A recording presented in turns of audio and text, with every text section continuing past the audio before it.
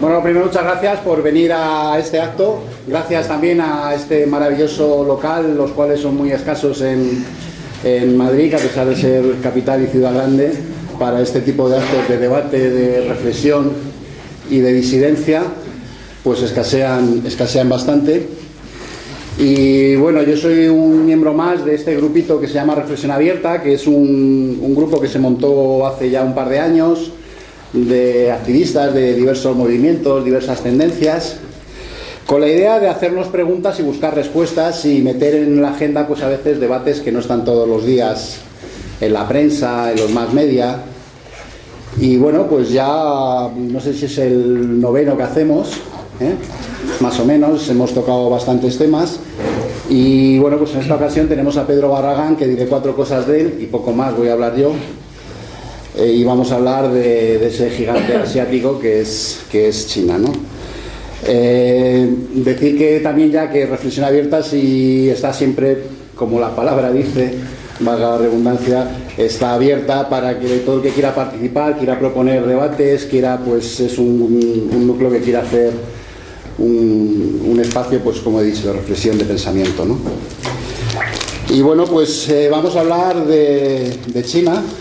Y para ello tenemos a Pedro Barragán. Pedro Barragán, además, es autor del libro de Por qué China está ganando, ¿no? Una gran obra que igual por el título puede parecer que solamente hace, bueno, pues que es ya muy partidaria de China, pero es una obra que está cargada sobre todo de datos, y los datos mandan. Cualquiera, de todas formas, que recurra mismamente por internet a consultar los datos, cualquier dato estadístico, pues ve cómo está el mundo y en qué lugar está este gigante asiático.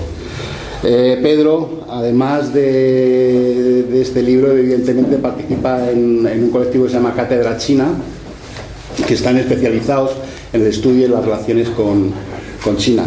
Es economista y además tiene un pasado militante, lo cual es muy bonito porque no viene de la nada. Tiene un pasado militante de lucha activa en la transición y después de la transición, y soy de los que siguen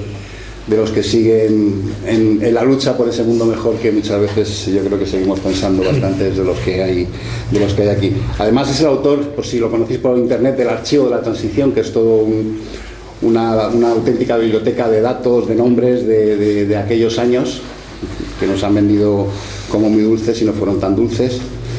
Y bueno, pues aparte escribe en páginas alternativas, en Público, en País, o sea, escribe en varios medios. Y poco más voy a decir, que empiece Pedro a hablar de China. Y muchas gracias a los que habéis venido. Tenemos una dirección de correo, por si queréis apuntarla. Todo esto lo grabamos, lo colgamos en un canal que tenemos en YouTube para que luego quiera todavía reflexionar y pensar más. Y después de Pedro, pues abriremos para que haya preguntas y respuestas, si puede ser. Muchas gracias.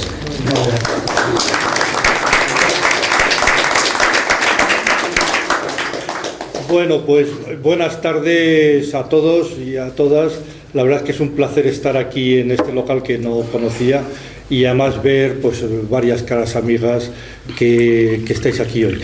Muchas gracias, Iñaki, porque además es un placer compartir mesa con Iñaki, que ya hemos hecho varias y siempre ha sido muy placentero. El tema de China, poco pues vamos a intentar desgranar y de debatir hoy un poco sobre China. Afortunadamente de China, pues decía Iñaki, de temas que no salen tanto en la opinión pública, el tema de China, que ha estado escondido toda la vida, pues empieza a despertar, y todo el mundo parece que tiene mucho interés de preguntarse, es decir, todas estas cosas que nos han contado de China, pues ahora de repente pues, uno empieza a ver vídeos por las redes sociales, etcétera, y se da cuenta que todo ha sido una milonga lo que ha ido conociendo o sabiendo sobre China, y esto despierta mucho interés. Cada vez que en una sala pues hablamos de China, pues hay mucha afluencia porque bueno, despierta un poco. Vamos a intentar ver por qué despierta este interés. A mí me gustaría hacer un comentario inicial que nos ayuda un poco a entender el proceso chino, y es un poco de la forma, las diferencias que tiene el pensamiento en China del pensamiento que tenemos en Occidente, en Europa. En nuestro caso, pues nosotros procedemos un poco del pensamiento griego, romano, 2000 años de cristianismo, y eso ha configurado, independientemente de las creencias de cada uno, de su ideología, etcétera, pero ha creado una forma de pensar colectiva, pues que en el caso nuestro el individuo es el elemento central de la vida, es mi relación personal con Dios, es mi salvación personal, el individuo es el centro de la sociedad, de la vida, de la economía, etcétera. En el caso de China, el pensamiento no procede de los mismos orígenes, viene de Confucio. Confucio viene a ser un coetáneo de Platón, 100 años antes de Platón, o sea, el 500 antes de Jesucristo. Este hombre es un pensador, un filósofo, no creó una religión, sino que creó una filosofía. Y en el aspecto este que estábamos comentando, pues para Confucio el centro no está en el individuo, sino en la colectividad. Es más importante en China la familia que los miembros de la familia, es más importante la sociedad, el Estado que los ciudadanos, e incluso es más importante la historia que las generaciones. China ha sido el único país que a lo largo de siglos ha sido capaz de hacer obras tremendas como los trasvases de agua del sur hacia el norte, que han durado más de 100 años de trabajos. O sea que ha habido varias generaciones que han trabajado en proyectos sabiendo que no iban a ver el resultado. O sea, esto es un poco el sentido confuciano. Otra característica, no se trata de soltaros un rollo filosófico, característica que yo creo que tiene que ver con esta situación actual de China, es que Confucio es el introductor de la meritocracia, que se ha dado en llamar. Es el que los seguidores de Confucio en el 300 antes de Jesucristo introdujeron las oposiciones. Confucio decía que no tenían que ser los príncipes o los nobles quienes gobernasen, sino que tenían que ser los que mejores conocimientos y actitudes tenían en la sociedad. Y esto se instrumentó en base a oposiciones que luego todo el mundo ha copiado, las oposiciones al Estado. O sea, en China se hacen desde el 300 antes de Jesucristo. Y este sentido meritocrático está impregnado también, y está muy impregnado en la filosofía del Partido Comunista en China. Que yo diría, ya por concluir con esta introducción, que aparte de las vicisitudes históricas en el siglo XX como consecuencia de la colonización que sufrió China, ese siglo de la humillación, el confucianismo, que hizo que la izquierda estuviese en contra, porque los que defendían las ideas confucianas eran las élites asociadas a los colonizadores que estaban invadiendo el país, pues incluso en la Revolución Cultural se luchó contra el confucianismo. Finalmente el Partido Comunista ha hecho una cierta simbiosis entre el socialismo científico, el marxismo, y el confucianismo, que le aportaría a este pensamiento marxista pues un sentido ético o bueno, yo creo que marca un poco algunas cosas respecto a China. Y vivimos en un mundo pues que ahora mismo es convulso, pero que si miramos un poco hacia atrás, pues ha habido unos ciertos años de tranquilidad, de lo que se ha llamado la globalización, donde había un poder, un único poder dominado por Estados Unidos después del final de la Guerra Fría, que ha generado una situación de un cierto equilibrio internacional, donde las empresas norteamericanas han estado invirtiendo en China, han ayudado al desarrollo económico de China. China ha estado invirtiendo sus superávit financieros en deuda pública norteamericana, ayudando a financiar la deuda norteamericana, y había una cierta entente. Yo siempre digo que hay un tema, que hay tres defectos muy gordos que tiene China, que no podemos soportar en Occidente. No son anglosajones, no son blancos y encima son comunistas. O sea, es algo insoportable para Occidente, y esto siempre ha generado pues una crítica constante contra China. China es el mayor país del mundo, como tal es el que tiene más de todo, pues se trata de hablar de lo malo, porque seguro que tiene más de lo malo, y no hablar de lo bueno, que también tiene más de lo bueno. Entonces siempre hemos tenido esas imágenes negativas estos años. Pero, sin embargo, hace 7 u 8 años esa situación cambia y comienza una guerra sistemática de Estados Unidos contra China. Primero una guerra comercial que empezó en la primera legislatura Trump, y luego Biden la lanzó con muchísima más fuerza y lanzó la guerra tecnológica contra China, que Trump va siguiendo las dos situaciones, las dos guerras. ¿Por qué se produce este cambio en Estados Unidos de tener esa entente que con China a lanzar una guerra total? Pues un poco las cifras que aporto ahí en el libro. Pues Estados Unidos en el año 2000 era el 19,8% de la economía mundial, y China era el 6,4%, o sea, era 4 veces Estados Unidos que China. En las últimas cifras publicadas comparativas del 24, Estados Unidos está en el 14% y China en el 19%, o sea, un 25%. Claro, esto para el supremacismo norteamericano es absolutamente insoportable, han saltado las alarmas, y entonces todo es una campaña para intentar hundir o al menos bloquear o paralizar el desarrollo económico de China. Bueno, ahora entraremos un poco más en ello, voy a ir soltando algunos temas para abrir boca para el debate que podamos hacer después. Vamos a hablar del socialismo. Lo que representa China dentro del socialismo. Pues una idea también que suelo repetir mucho es que nos han terminado imbuyendo en Occidente de una idea del socialismo pues negativa. El socialismo es repartir la miseria a partes iguales. Esto, si lo preguntas, pues mucha gente lo que piensa es que el socialismo es repartir la miseria a partes iguales, porque el socialismo no tiene capacidad para desarrollar la economía, y para lo único que sirve es para repartir la miseria a partes iguales, mientras que el capitalismo es el sistema económico por el cual la humanidad es capaz de generar riqueza, progreso, etcétera, etcétera. China rompe esta idea. La idea del socialismo además nos viene marcada a nosotros, sobre todo a la generación que somos algo abundante en la sala, que hemos vivido los procesos socialistas en Europa del siglo XX, la frustración final que obtuvieron, económica y también de alguna forma ideológica en cuanto al muro de Berlín, etcétera. Pues esto ha marcado toda esta concepción del socialismo que tenemos en Europa, en España, y que, bueno, a la izquierda nos está costando remontar esta situación.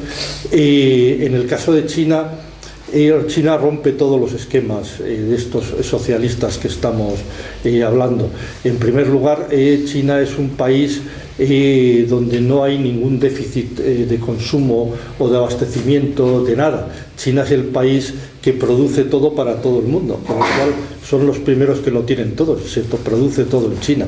Entonces la abundancia de la disponibilidad de todo tipo de productos en China es absoluta, y ahora veremos la evolución de la capacidad de compra y de consumo de la población, y además en China hay una libertad de pensamiento muy grande, y esto pues proviene, por ejemplo, de que China ha estado enviando cada año a las universidades americanas más de 350.000 estudiantes a estudiar cada año, más los que han ido a Londres, a Berlín, a París, a Canberra, a Tokio. O sea, China lanzaba a toda la juventud a estudiar en los países capitalistas sin ningún miedo a que les corrompan a la juventud.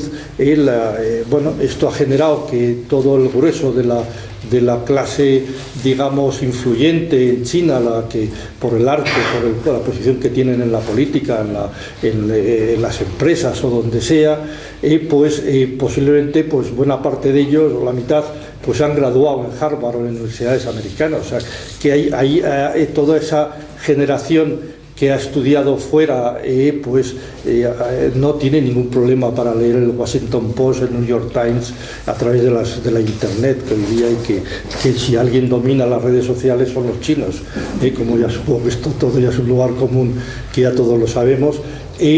Entonces eso genera una libertad de pensamiento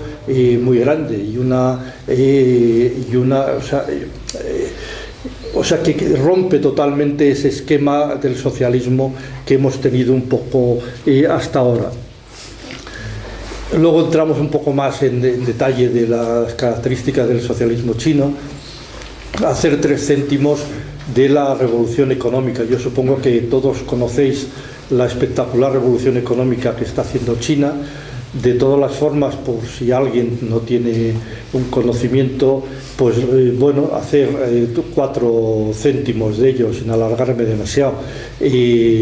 China hoy día produce más de la mitad del acero del mundo, produce más del 50% del cemento del mundo, el 80 y tantos por ciento de la industria naval, 1 de cada 3 coches se producen en China, el 70% de todas las energías solares, los molinos de viento se fabrican en China, el 70% de los coches eléctricos que hay en el mundo circulan por China. O sea, las cifras de la economía china son espectaculares.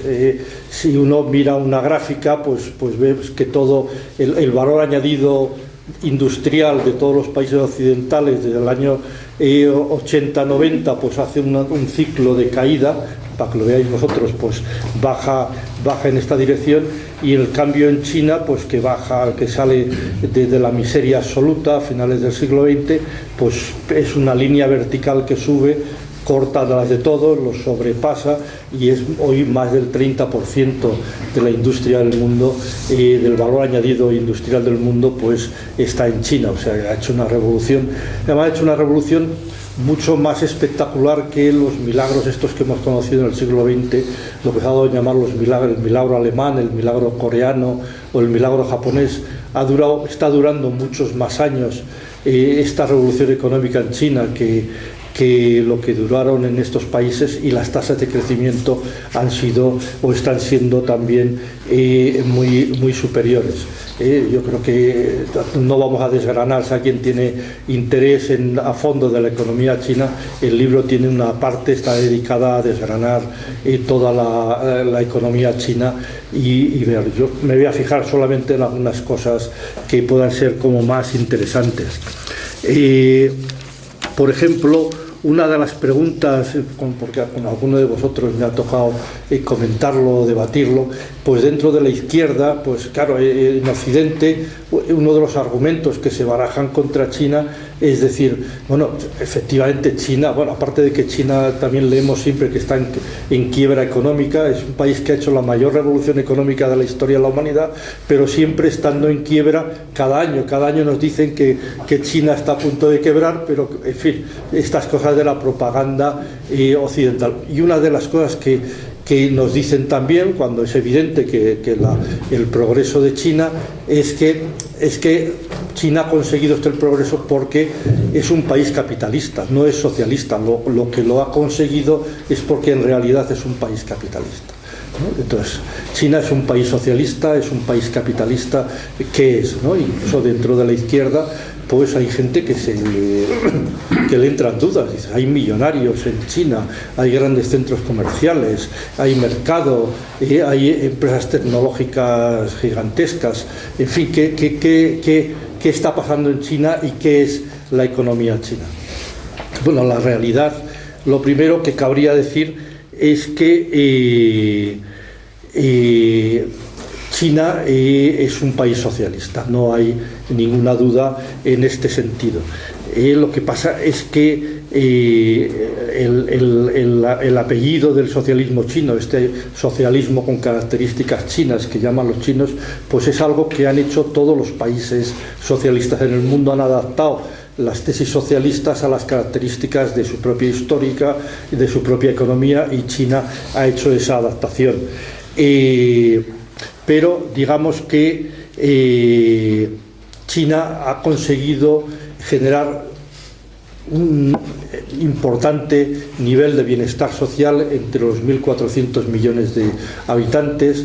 La cifra que se dice de los 800 millones de chinos que han salido de la pobreza extrema en los últimos años, no de la pobreza, sino de la pobreza extrema del dólar 18, creo que está ahora, del Banco Mundial, 800 millones que ha sabido, y que no es que hayan salido con políticas macroeconómicas de tipos de interés o de cosas de estas que hace Occidente, ha salido porque lo primero que han hecho es una lista de los 800 millones de personas en pobreza extrema y luego han planificado cómo sacarlos de la pobreza municipio por municipio, barrio por barrio, o sea que es la única forma de realmente progresar la sociedad, es identificando claramente el problema y adoptando medidas concretas para cada parte del problema e irlo resolviendo. Y lo que yo creo que es más importante, que esto yo creo que es lo que a China aporta a la historia, yo creo, de la humanidad, que lo estudiarán las generaciones futuras. O sea, la revolución china, el socialismo chino, es la primera vez que se demuestra que el socialismo es más eficaz que el capitalismo para resolver los problemas de la humanidad. Esto es la primera experiencia socialista en la humanidad que demuestra que el socialismo es más eficaz que el capitalismo para resolver los problemas de la humanidad. Esto es un cambio histórico espectacular que además cambia la perspectiva de todos los países del sur global, que ahora un poco hablaremos de ellos también, pues que encuentran en China pues un referente político y es un referente político también para toda la izquierda también occidental, para la izquierda española, europea, decir, bueno, realmente China está demostrando que el socialismo funciona y es más eficaz que el capitalismo. ¿Qué características podemos decir del socialismo chino para afirmar esto que estoy afirmando con esta rotundidez y que nadie me diga lo contrario en las preguntas? Lo digo de broma. Que China es un país socialista. Pues yo creo que hay tres características que lo definen claramente como un país socialista. Es un país donde el eje central del país es el Partido Comunista, es el que influye en toda la economía china. En segundo lugar, es un país donde no es el mercado, que ahora hablaremos un poco del mercado, no es el mercado el que gobierna el país y gobierna los objetivos y la economía del país, sino que es la planificación económica, la planificación democrática, la que establece los objetivos sociales que se quieren alcanzar y además el camino y las metas y el cómo se van a alcanzar esos objetivos. Es una planificación económica que además en China se lleva con una... en fin, cuando los chinos planifican, lo cumplen, tienen esa capacidad primero de planificar con sentido y luego de llegar a donde se han propuesto. Y el tercer factor sería la importancia de las empresas públicas en China. En China hay empresas públicas que yo suelo compararlas con el resto de las empresas públicas en el mundo. He cogido las 100 mayores empresas del mundo, he mirado cuántas empresas públicas chinas hay en esta lista Forbes, hay 17 empresas, mientras que hay otras empresas chinas que no son públicas, Huawei, Alibaba, etcétera, pero las públicas son 17. Y el resto de empresas, he mirado cuántas empresas públicas que no sean chinas hay en estas mayores empresas del mundo, solo hay 5. Las dos rusas del gas y el petróleo, la del petróleo de la Arabia Saudita, la Volkswagen de Alemania y en el de Italia a la que le vendimos Endesa. O sea que el cuerpo de las empresas públicas chinas tiene una importancia fundamental. Comentaba el mercado. El mercado, la gran diferencia que aporta el socialismo chino respecto, por ejemplo, a la experiencia de la Unión Soviética es el mercado. Un poco, si recordamos, en los años 80, pues China y Rusia tomaron caminos muy diferentes. Gorbachov mantuvo la centralización de la economía en la Unión Soviética y liberalizó el sistema político, y en China Deng Xiaoping hizo lo contrario, liberalizó la economía y mantuvo la centralidad del sistema político en China. El resultado de las dos experiencias pues está a cabo de 50 años, no hace falta comentarlo. Lo que introdujo China fue el mercado. El mercado es una característica que ha sido de todos los sistemas económicos en el mundo, del socialismo, del capitalismo, del feudalismo. En todos los sistemas económicos ha habido mercado. También es cierto que el mercado dentro del capitalismo ha adquirido una importancia que no la había tenido nunca en la historia. El mercado es el centro del capitalismo, como no lo ha sido. China lo que ha utilizado y ha abierto el mercado. Primero entendamos lo que es el mercado. El mercado hay que entenderlo en el sentido de decir, no es necesario que la totalidad de los bienes de producción sean propiedad del Estado en el socialismo. O sea, de alguna forma las corrientes socialistas hasta la Unión Soviética se ha defendido la propiedad del Estado de todos los medios de producción. China permite que haya empresas privadas, o sea, la posibilidad de montar una empresa privada es una libertad que tienen todos los ciudadanos. Tienen que cumplir las leyes del país, pero yo puedo montar una tintorería donde quiera, si me lo permiten las ordenanzas municipales, cumplo las normativas legales de las tintorerías, o puedo montar una fábrica de chips.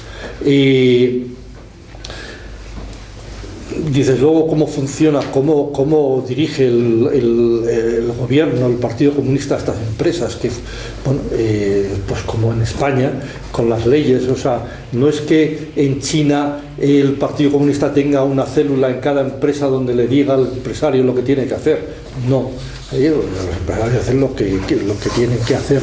No es a través de ese mecanismo que a veces uno puede imaginar, sino que son las leyes del país las que establecen todo el funcionamiento de la economía. Las leyes socialistas en China, pues todas las empresas pues cumplen las leyes y con eso es suficiente.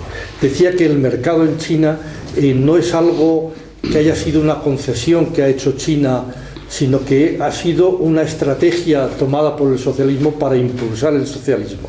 No es una concesión que le haya impuesto Occidente a China el abrir el mercado, sino que fue una estrategia radicalmente la contraria. Y yo creo que lo que es sorprendente en el caso de China es cómo China ha abierto el mercado y la economía, y lo hace y lo está haciendo en un mundo dominado por el capitalismo y sin miedo a que el capitalismo competir con el capitalismo en ese mercado y que derrote al socialismo. Es decir, eso es lo auténticamente sorprendente de la situación china.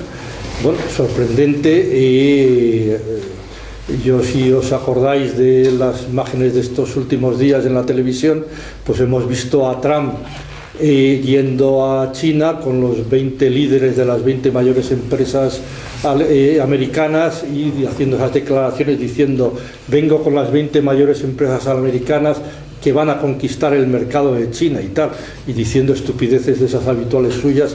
Claro, dices, oiga, si las 20 empresas con las que usted viene llevan muchos años trabajando y viviendo en China, ¿qué me cuenta? Si aquí hay libertad y están todas ellas hace años que están en China trabajando.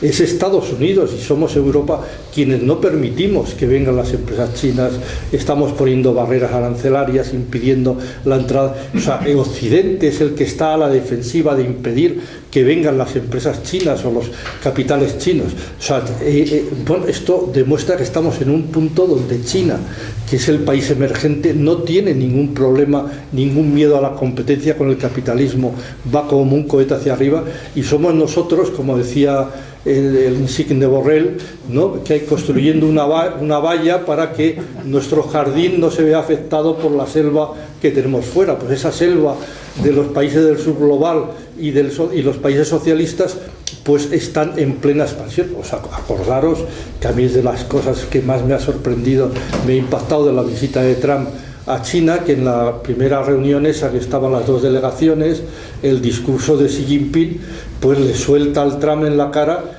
lo de la trampa de Tucídides. Yo supongo que esto lo habéis oído en los periódicos, en la televisión. La trampa de Tucídides es por Atenas y Esparta, que dice cuando una potencia está en declive, la potencia dominante está en declive y hay otra potencia ascendente que la supera, inevitablemente se va a producir una guerra entre ellas. Eso es lo que decía Tucídides de la experiencia de la guerra de Esparta y Atenas.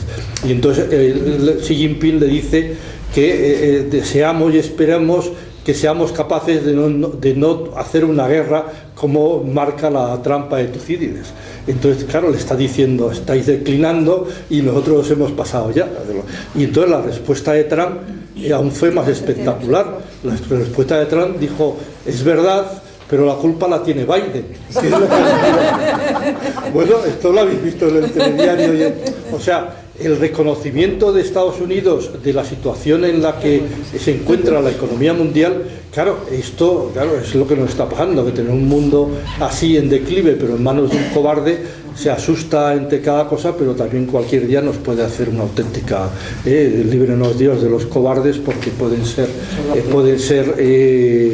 tremendos el día que se les vaya a la cabeza. Cuento esto por explicar un poco cómo juega el mercado, que el mercado no es una concesión al capitalismo y que es todo lo contrario, es una estrategia que ha permitido hacer crecer el socialismo. Y bueno, me prolongo un poco más de esto porque alguna cara de las que tenéis aquí me habéis oído alguna vez y contar cosas nuevas. Entonces podríamos decir, bueno, si el socialismo es bienestar social, planificación económica y empresas públicas, ¿en qué se diferencia el socialismo chino de la socialdemocracia europea? Bueno, ahora en todo, pero no de la socialdemocracia europea actual, sino lo que soñaron alguna vez hace 50 años que querían ser los suecos o los... dices, bueno, pues dices, claro, la socialdemocracia nunca ha intentado nada más que hacer que reformar el capitalismo, ¿no? En cambio, China utiliza el mercado para hacer cambios estructurales totales del sistema económico. Lo que está haciendo China son cambios totales del sistema, no son reformas del capitalismo.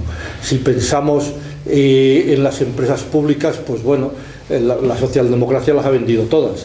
Y eran marginales dentro del capitalismo. En China, las empresas públicas es la espina dorsal del socialismo, y la planificación, pues 4 céntimos de lo mismo. La planificación que han hecho la socialdemocracia en Europa, pues sí, hicieron planificación. Hasta Franco también hizo planificación y planes de desarrollo, es con natural con la economía. Pero en el caso de China no es una planificación orientativa para el mercado, es una planificación que se impone sobre el mercado y que domina. No es el mercado el que toma las decisiones de por dónde va la economía y la sociedad china, sino que es la planificación. Ahora acaban de aprobar el 15 plan quinquenal, que si nos da tiempo podemos hacer 3 céntimos de ello. Y en el bienestar social, que la socialdemocracia llamó la sociedad de bienestar, ¿no? Pues no tiene nada que ver lo que hemos visto en Europa, que está además en pleno retroceso, con lo que está ocurriendo en China. Que os haría 3 céntimos, si me permitís, he traído aquí varias notas, de daros algunas cifras de algunos de los cambios sociales que se están produciendo en China. Y para mí uno de los grandes cambios, bueno, por un lado podríamos hablar de los salarios, podríamos hablar en primer lugar de decir que el milagro económico chino, la revolución económica china, se basa en que han tenido la capacidad de todo el beneficio que han sacado económico, lo han revertido sobre la sociedad, han sido capaces de revertirlo, han empoderado a la sociedad. Y ese empoderamiento ha permitido un ciclo mayor económico que ha vuelto a revertir, que ha vuelto a empoderar a la sociedad, que se ha convertido en un círculo, se ha creado un círculo virtuoso, que decimos los economistas, que es lo que está empujando. Entonces, bueno, pues yo que sé, como este empoderamiento pues se hace a través de muchos mecanismos, pues de la educación. La educación, por ejemplo, de tener graves problemas de alfabetización. China hace 4 días, a finales del siglo pasado, pues hoy el 59% de los jóvenes accede a la universidad. En Europa tenemos en la Unión Europea el objetivo de llegar al 45%, o sea que el avance que nos llevan es tremendo. Los salarios, mientras que los salarios vienen casi retrocediendo en bastantes países occidentales, o los que más ha crecido no ha pasado del 20% acumulado entre el 2008 y la actualidad, según la OIT, en el caso de China han pasado el 300%, o sea que hay una reversión en la... Pues esto ha generado, hay una gráfica que sigáis a ello, yo os animaría que en el libro que le dediquéis un rato a entenderla, que es una gráfica de la banca suiza, que es la que estudia mejor la riqueza en el mundo y las clases sociales, y donde se ve en un rectángulo de donde están todos los grandes países, todos los continentes, y es un rectángulo donde en la derecha, en la izquierda del rectángulo está el 10% más pobre de la humanidad, luego está el otro 10%, el otro 10%, o sea, hasta que al final en la derecha está el 10% más rico de la humanidad. Entonces, os imagináis, esto se llaman percentiles, y ahí están dibujadas pues todos los continentes donde están en esa distribución de la población entre pobres y ricos. Pues claro, en la izquierda, ¿quiénes están en la pobreza? Pues África, todo el sur de Asia y América Latina. ¿Quiénes están en la riqueza? Occidente. Pero lo que resulta ahí espectacular es que China está totalmente situado en la clase media. La cola que le llega a la pobreza es muy finita, y uno gráficamente y visualmente ve que dices, es que China es hoy prácticamente el 50%, no es el 50%, es en algunos percentiles, pero es un porcentaje altísimo de la clase media mundial. O sea, este empoderamiento social que ha dado unas cifras que os voy a leer. En China la clase media, ya digo que no son cifras de China, los estoy dando las cifras de los estudios reconocidos, que más son de la banca suiza, que es la que tiene el mérito de hacer los estudios más eficaces. La clase media en China ocupa el 65% de la población y la clase baja el 18% de la población. Si lo comparamos con la India, en la India es el 22% la clase media y el 75% la clase baja, es un poco lo contrario. Si miramos el mundo, en la clase media es el 32% y la clase baja el 55%. ¿Quitando a China? No, China. Y si quitamos China del mundo, porque China influye, es como los salarios, que la media mundial está subiendo porque las subidas de China compensan las bajadas del resto del mundo. Comparando el mundo sin China, la clase media es el 25% y en la clase baja el 63%. Frente a China, que era el 65% de clase media y el 18% de clase baja. Yo creo que este es el objetivo que China, pues hablan de que ellos quieren llegar a una situación de una sociedad moderadamente acomodada, de conseguir esta capacidad de distribución de la riqueza entre la población, ¿no? Que es una capacidad espectacular, no solo de generación de riqueza, sino de distribución. Luego, a ver si me da tiempo, vemos cómo el 15 plan quinquenal está precisamente dedicado a la igualdad. Y ya que hablamos de igualdad, pues yo marcaría pues decir que en China también existe desigualdad. En China existe desigualdad. La desigualdad se mide por el índice de Gini, no me voy a enrollar con el índice de Gini, pero sí voy a comentar los dos elementos que generan desigualdad en China. El primero es el mundo rural y el mundo urbano. El sector primario de la economía ocupa al 22 y pico % de la población activa. El 22,8% de la población activa trabaja en el sector primario y solo produce el 6,4% de la producción nacional. O sea, el 22% produce el 6%. O sea, lo repartas como lo repartas, tocan a menos que lo que producen el sector de la industria y el sector servicios, que haciendo la media por trabajador da 5 veces más de producción que la producción de los trabajadores del sector primario. Pues esto, claro, produce una desigualdad tremenda entre el mundo rural y el mundo urbano. Esto, hecho las compensaciones redistributivas de la sociedad, Esto da lugar, las últimas cifras que he visto yo del primer trimestre de este año, ha dado lugar a que la renta media de los hogares urbanos sea prácticamente exactamente el doble, que no es 5 veces, solo el doble que la renta media de los hogares rurales. Ahí hay una fuente, claro, dices, ¿cómo tiene China esta situación? Claro, este tema, como otros que luego pueden salir del debate, yo siempre insisto de que en los países en desarrollo no hay que ver una foto fija de cómo está pues la desigualdad, el mundo rural, el mundo urbano, la situación de la mujer, el LGTBI, etcétera, sino que hay que verlo de cómo están evolucionando estos países en desarrollo. Claro, China viene de una situación donde no era el 22%, era el 85% de la población que estaba en el sector primario. Claro, ahí está habiendo un trasvase sin parar de población, ha transferido 600 millones de personas, han pasado de vivir en el campo a vivir en las ciudades nuevas, que algunos que estamos por aquí hemos visitado en marzo, y son esas ciudades espectaculares que todos vemos en las imágenes, en los vídeos.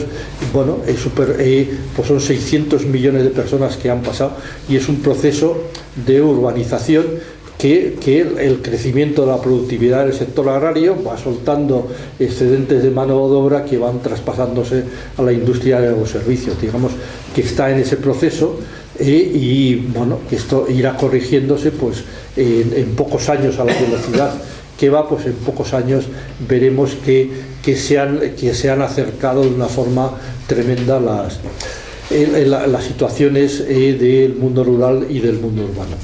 Y claro, porque pensar que cuando hablábamos antes, decir, ha sacado a 800 millones de la pobreza extrema, pero es que esos 800 millones de los que estaban en la pobreza extrema están vivos, o sea, toda la carga cultural que tiene el haber vivido. Claro, uno de los problemas que tiene más grande China es el consumo, pero no porque consuman demasiado y vayan a hundir el mundo por el consumismo chino, que a veces pregunta a alguien, sino porque una persona que ha pasado hambre de verdad, pues se convierte en ahorradora.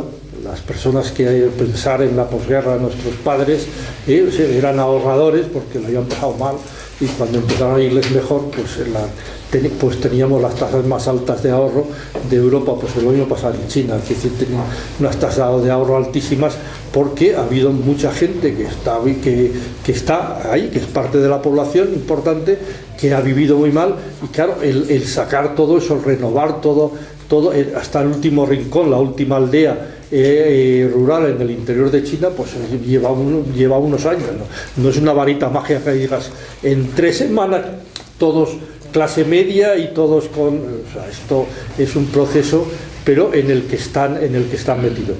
El segundo factor que ha provocado pobreza en China, y que hay una noticia además de la semana pasada muy interesante, que ya la anticipaba el 15 plan quinquenal, es el huku. El huku, una palabreja rara que no suena a nada.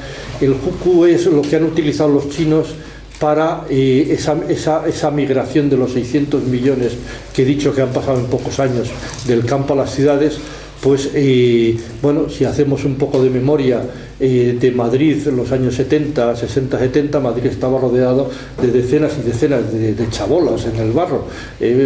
Madrid, Barcelona, Bilbao, la gente huía del campo y del hambre y venía a las ciudades a buscar trabajo. Bueno, en América Latina, pues todas las grandes ciudades en Brasil y en todos los países están rodeadas de chabelas, que le dicen ellos.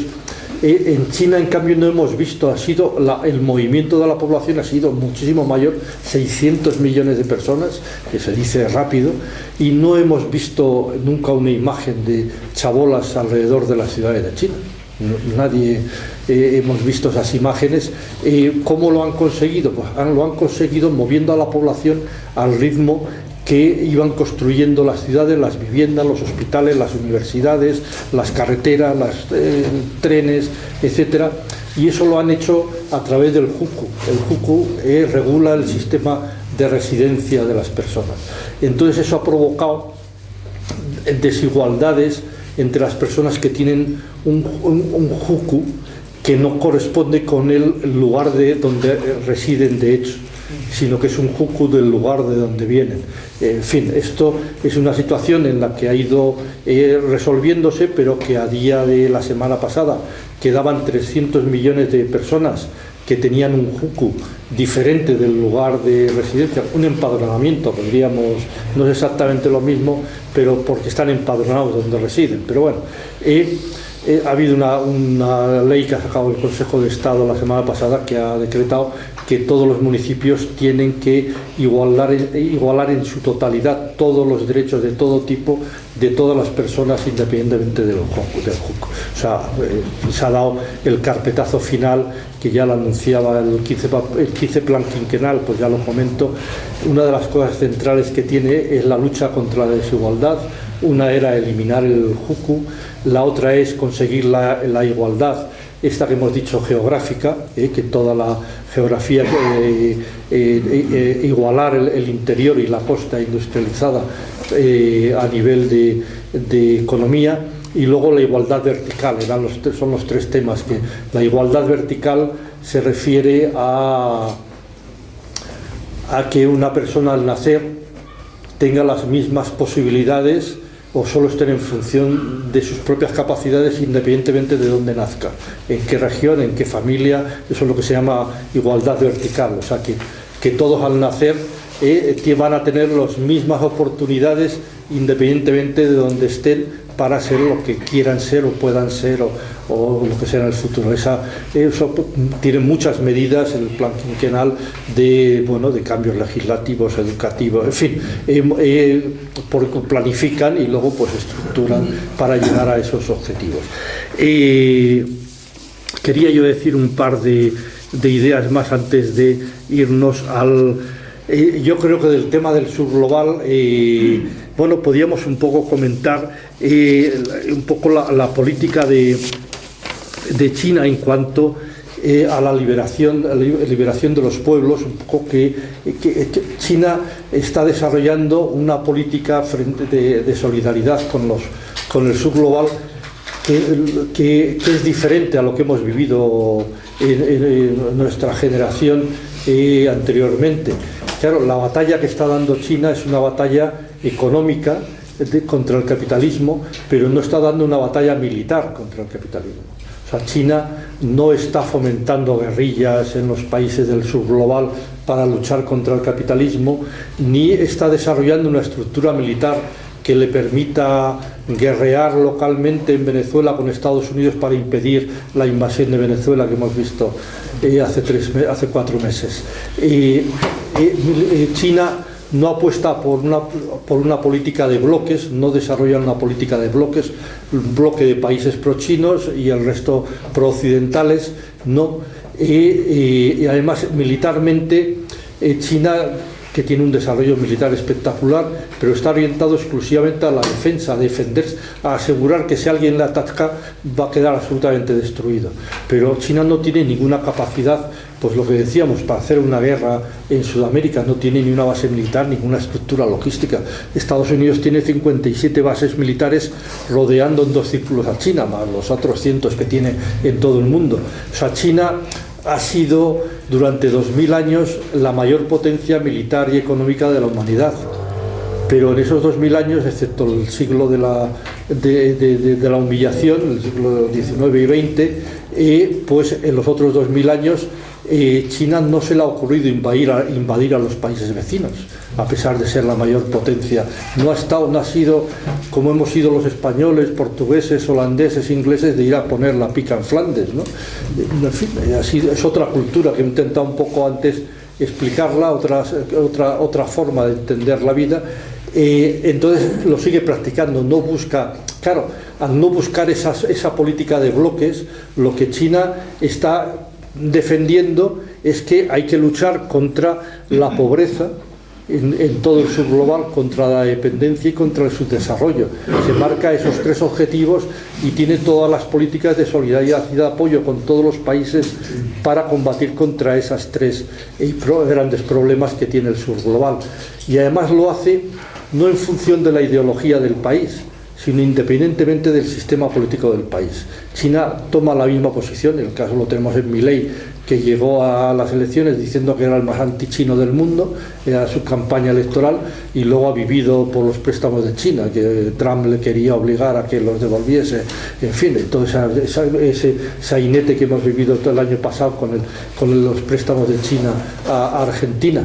O sea que China no discrimina la ayuda que hace a todo el sur global en función del sistema político, sino exclusivamente lo que busca es el multilateralismo, esta palabra que nos hemos aprendido todos, porque el multilateralismo es lo que permite romper la dependencia del sur global de los países imperialistas. Esa es la clave en la que avanza la política china. La guerra tecnológica, vamos de ahora. Bueno, ya digo 2 céntimos, 2 cosas, y la guerra, por abrir boca, pues alguien quiere hablar del tema. La guerra tecnológica, bueno, nos ha sorprendido a todos esa guerra sistemática que lanzó Biden contra China.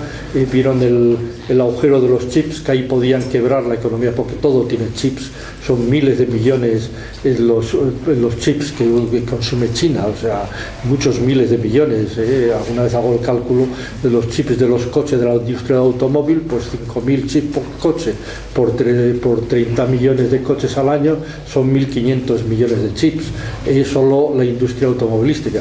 Claro, pensaron que ahí podían quebrar, y la gran sorpresa que nos ha dado China a todo el mundo es que lo que pensábamos que podía costarle 5 o 6 años de lograr la autosuficiencia en el tema, lo ha conseguido en un par de años. En 2 años es autosuficiente y ha avanzado tecnológicamente en muchos campos por delante de Occidente, de Estados Unidos. Es espectacular. Occidente, ante el cambio lo que ha hecho o está intentando hacer es crear esa valla a nivel tecnológico también, de generar cláusulas diferentes de la tecnología occidental de la China para que no sean compatibles, para intentar aislar y obligar a los países a escoger entre tecnología china o tecnología americana. Y China, no sé si ha sido por casualidad, porque es así, por qué, pero el caso es que China está haciendo todos sus desarrollos tecnológicos en código abierto. Yo creo que esto lo seguís por la prensa. Claro, el DeepSeek pues ha sacado la inteligencia artificial, que no solo es más barata y más eficaz que el ChatGPT, sino que es que encima está en código abierto y cualquier empresa brasileña la puede coger y a partir de ahí hacerse sus propios desarrollos y no depender de la empresa americana que le va a estar cobrando y va a estar siempre dependiendo del programa norteamericano. Y lo mismo que en la inteligencia artificial, pues en los sistemas operativos, con el Harmony OS frente a Windows, que digamos que el código abierto, para los que no seáis muchos en informática, es como en los ordenadores, que usamos todos prácticamente Windows, pero también existe Linux, que es un software que te permite funcionar el ordenador, pero que es de código abierto, que no es de ninguna empresa, es de todo el mundo y todo el mundo lo puede desarrollar. Pues esto es un poco lo que están haciendo a todos los niveles tecnológicos informáticos, y le está dando una ventaja muy grande. Y por último, daros 4 cifras del tema importante que tenemos hoy en día, que es en la lucha contra el cambio climático. Además, en un momento, bueno, Estados Unidos ha abandonado la lucha contra el cambio climático. Sabéis que a China se le ha acusado de que si era el país que más contaminaba del mundo. Pues sí, China pues es, decíamos, el más grande, pues, pero las emisiones de CO2, por ejemplo, por habitante en China, pues son la mitad que la de Estados Unidos o de Canadá, son inferiores a las de Alemania y no están lejos de las españolas, que somos un país de turistas que no emiten humo, y China es la fábrica del mundo, que debería tener más, o sea que y además estamos en un momento en que Europa, por ir contra China, hemos empezado a echar marcha atrás en los objetivos climáticos. Estamos alargando la vida de los coches de combustión, quemando el planeta. Pues hoy día la energía renovable instalada en el mundo, el 40% de toda la energía renovable está instalada en China, el 40% de la energía renovable que hay del mundo. China está aportando el 60% de todas las instalaciones nuevas de energías renovables cada año. No es que tenga el 40, sino que cada año lleva ya muchos años del 60 y más del 60% de las energías renovables cada año se instalan en China. Las renovables, en cuanto instaladas en China, son el 60% de la capacidad instalada eléctrica de producción de electricidad. Y en cuanto a coches eléctricos, pues ya sabéis que el 70% de los coches eléctricos que hay en el mundo circulan por China, o sea que aquí estamos intentando impedir que lleguen. Bueno, pues yo no sé si hay mucho tema para debatir, pero prefiero que lo hagáis por las preguntas y nos centramos en los temas que más os interesan. Sí, ahora vamos.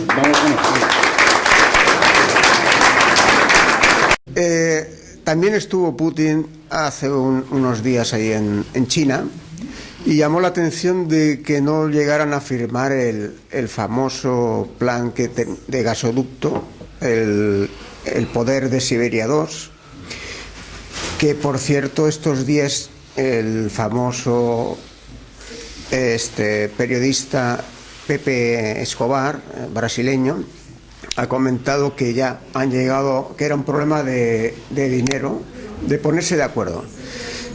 Y no sé si hay algo más detrás del tema este. Incluso daba las fechas de que se iban a adelantar los fines de que no se va a acabar en 2030 o 2031 como estaba previsto, y que ya a finales del año que viene que se iba a terminar el proyecto.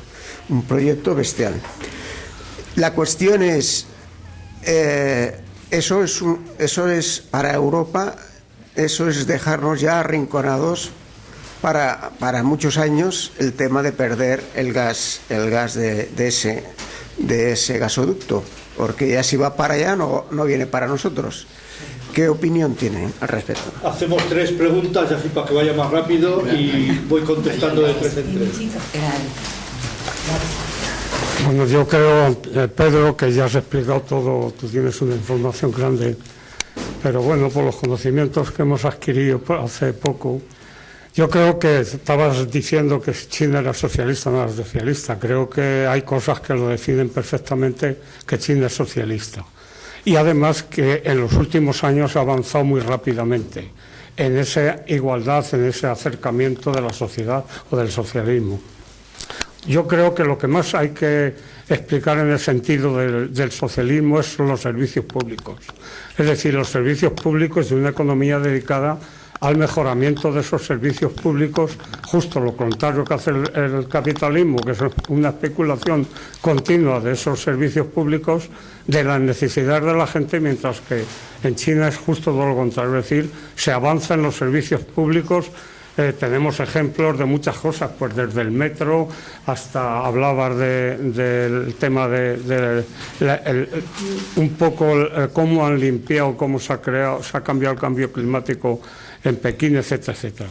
Pero aparte de los servicios públicos, yo creo que hay una cosa también que destacar con respecto a por qué es socialismo, y es el control total del capitalismo privado. Es decir, ese control del propio gobierno del capitalismo privado es fundamental, cosa que aquí o en el sistema capitalista justo todo lo contrario, es decir, se favorece. Y otra cosa son los planes de acercamiento de lo que es, tú hablabas de la zona agrícola, has hablado de pobreza, yo creo que no diría que sea pobreza, es decir, los planes de acercamiento cada día más de la sociedad que vive peor o un poco peor con respecto a la que vive mejor, sobre todo en las ciudades. No se ve pobreza en China, no lo hemos visto. Además hay una anécdota curiosa que hemos visto, que es un mendigo que no pide, simplemente tiene un QR por si le quieres echar. O sea, es una anécdota de cosas que... El único mendigo que vimos. El único mendigo. Pero bueno, es decir, ese acercamiento. El tema del control, sobre todo el capital privado, y que si alguno se pasa, ya le ponen medios para que no pase. Y hablando del mercado, el mercado tampoco es especulativo. Es decir, no hay un mercado que aquí suben las cosas porque quieren o porque se lo inventan y luego ya nunca bajan. Es decir, cada día la especulación es mayor. Ahí es al contrario. Es decir, el mercado en función se va desarrollando, pues yo creo que cada vez es más asequible para los ciudadanos meterse en ese mercado, es decir, tener opciones de compra, etcétera, etcétera. Siempre, es decir, que ese mercado no especulativo es otro avance también del socialismo. En cuanto a la tecnología, pues la tecnología, desde que empezaron a avanzar la tecnología a grandes niveles, hablábamos de que esa tecnología, si la controlaban el capitalismo, lo que hacía era perjudicar o explotar, digamos, las necesidades de los ciudadanos. Allí, sin embargo, la tecnología está avanzando. De hecho, ahora mismo, por poner un ejemplo, el mercado de coches en España, de lo que fabrican, de los coches que se fabrican en China y que están en España, se venden en España, son los más asequibles a los ciudadanos medios. Es decir, que incluso viniendo desde allí, tú tienes aquí en España la posibilidad de comprar un coche chino con un nivel económico bastante bueno. Con un 30% de arancel. Exacto, sí, incluso. Por lo tanto, yo creo que, y sobre todo, quería destacar, y luego en cuanto al control del cambio climático, pues hombre, hemos visto Shanghái, hemos visto Pekín, ciudades totalmente contaminadas y en muy poco tiempo pues están limpias. Si veis fotografías de China en los últimos años o de las grandes ciudades con 60 millones de habitantes, y se puede circular por la calle sin ningún problema y sin que esté el humo se te meta en los pulmones. O sea, bueno, quería destacar, como demostrar que eso es el socialismo, que es todo lo contrario al capitalismo, y que sobre todo no tratemos un poco a la defensiva. Muchas veces decimos, es que es socialismo, y parece que estamos a la defensiva para defenderlo. Creo que es una opción a defender. Venga, una tercera pregunta y... Perdona que me haya creído. Tengo que hablar por aquí. Bueno, yo creo que me oís. Quería hacer dos preguntas. La primera, si se está produciendo un trasvase tan importante de población que estaba en el sector primario al resto de sectores, ¿qué va a pasar con el autoconsumo y con la alimentación? ¿Se va a mantener? ¿Lo tienen calibrado? Quiero decir, ¿en estas planificaciones que hacen está previsto o van a tener que depender de importaciones, etcétera? Esa es la primera. Y la segunda es, ¿qué sistema o qué políticas migratorias tienen?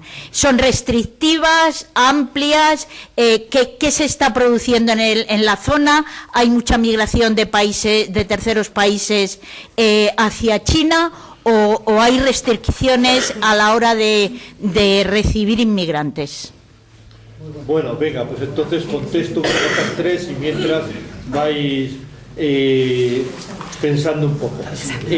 Bueno, en el tema de la energía, pues es evidente que los acuerdos de Putin y China, Xi Jinping, estos días, pues lo que muestran es que hay una relación, una alianza estratégica entre Rusia y China que está perdurando en el tiempo y que está estructurando y cambiando un poco toda la situación geopolítica mundial.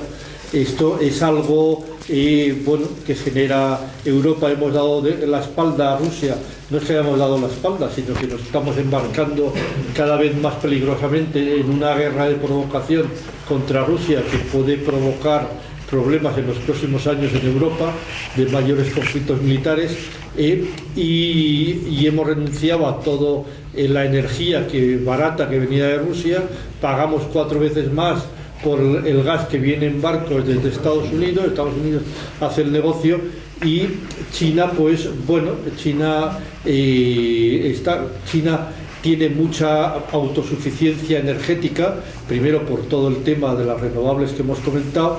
De hecho, a pesar de que es el mayor importador del petróleo de Irán, el cierre del Estrecho de Hormuz no le ha afectado en absoluto por las reservas que tenía, por su propia producción, y porque también ha aumentado un 40% estos últimos 2 meses de las importaciones procedentes de Rusia. Entonces, bueno, esto ha hecho que Rusia se vuelva hacia Asia, que es el centro del mundo hoy día, el centro económico del mundo. El grueso de la economía mundial está en Asia, porque no solo es China, es Japón, es todos los países del ASEAN, es India, que es otra potencia emergente, pues todo el centro del mundo está ya desplazado a Asia y Europa hemos perdido la oportunidad, como decías. Con respecto a lo que comentaba Vicente, que hemos hecho un viaje juntos por China estos meses atrás, pues gracias por un poco todo lo que aportabas. Daros un detalle que lo ha evocado. La verdad es que los servicios públicos en China son espectaculares, son realmente espectaculares. Además, el nivel de atención que tienen, yo haciendo una estadística, es un cálculo personal de viajar por China, pues en los servicios públicos, a igualdad de servicio entre España y China, el número de personas que lo atienden 10 veces más en China que 10 empleados por cada uno que hay en España, en el metro, en el tren, en fin, realmente hay un volcado hacia la atención al ciudadano, al viajero, en los metros, en todas las estaciones de metro hay 1 o 2 o 3 servicios urinarios, servicios públicos. Perdón por lo de servicios públicos, en los servicios públicos, además de una limpieza absoluta. Y bueno, yo me acuerdo que estaba en un metro, en el andén, esperando a mi mujer que había entrado en el baño, señoras, caballeros, las 2 puertas en el andén, y estaba allí y llega una chica joven con una maleta, llega a la puerta del servicio de señoras, deja la maleta en la puerta fuera en el andén, coge el bolso, lo pone encima de la maleta y se mete dentro. Pues bueno, aquella chica a lo mejor estaba loca, pero la tranquilidad que tenía para dejar la maleta y el bolso en el andén de metro y meterse al servicio, o sea, en lo que se respira es espectacular en este sentido de cohesión social y sobre todo de juventud. Eso que hablan los chinos del rejuvenecer China, pues lo vives allí en la sociedad viajando, ves ese rejuvenecimiento, es una sociedad que está en plena ebullición. Con respecto al tema del trasvase de la población, es normal que el sector primario vaya ganando en productividad. China tiene una productividad muy grande agrícola.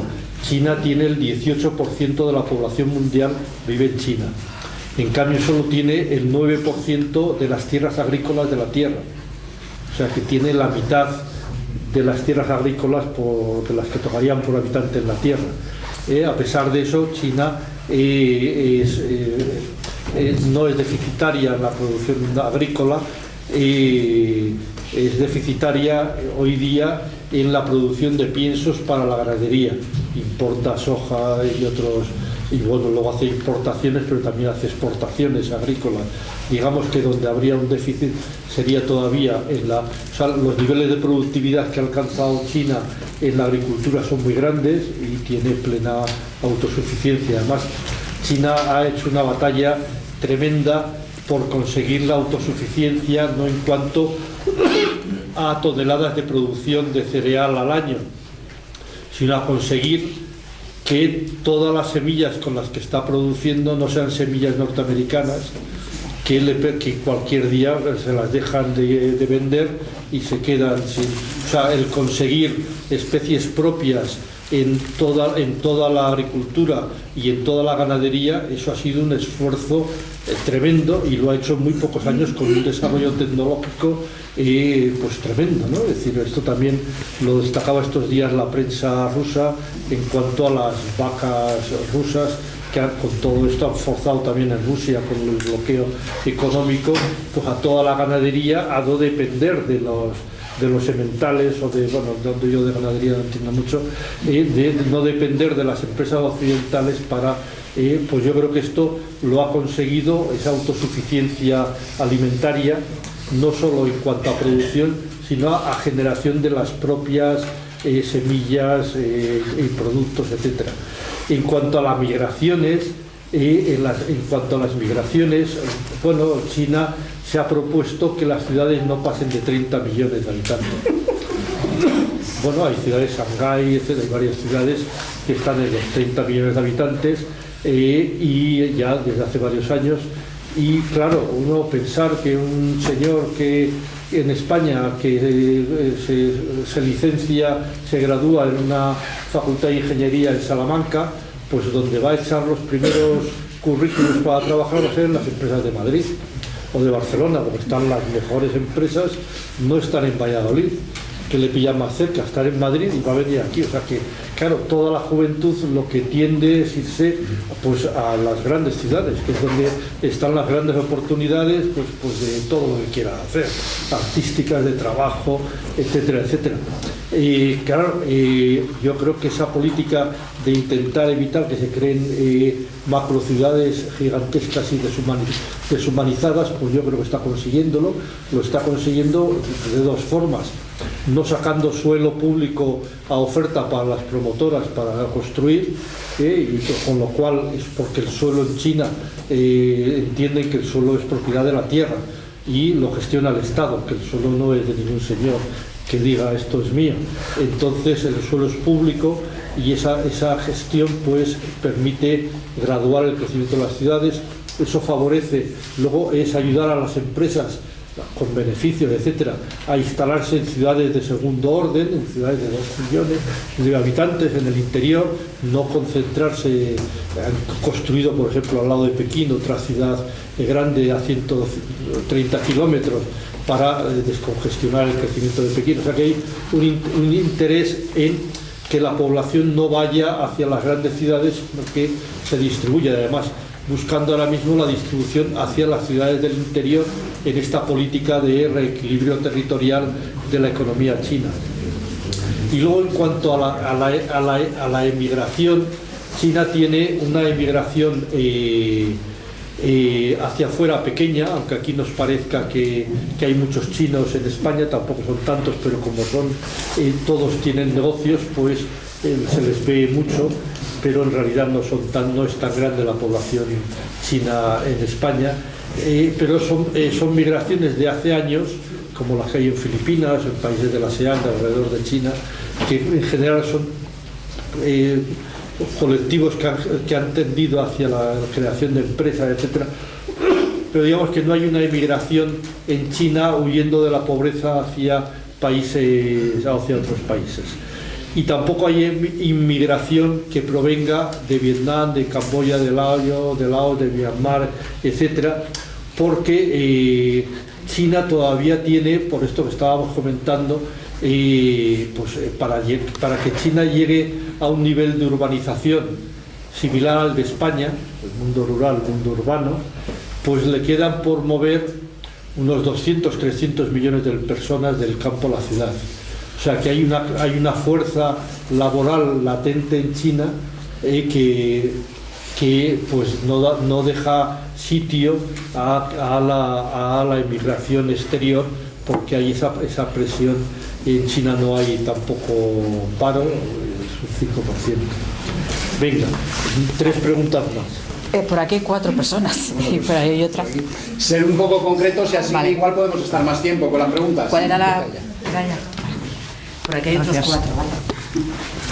Sí, bueno, Hacemos son 4 preguntas en lugar de 3. tres preguntas muy concretas.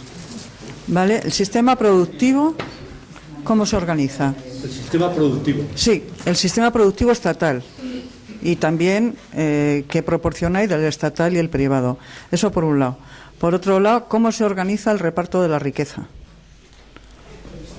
Y por otro lado, ¿qué es lo que se entiende por...? Es que eso no lo entiendo, lo de clase media. ¿A qué se refiere?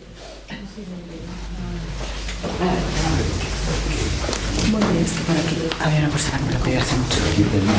Sí, no te preocupes. Gracias. Bueno, primero agradecer a Pedro Barragán porque me ha parecido interesantísimo lo que nos ha contado y, por supuesto, a Reflexión Abierta por haberlo organizado. Y voy a ser muy, muy breve porque mi pregunta es que quiero saber si es verdad una cosa que me han comentado. ¿Qué pasa con China en África?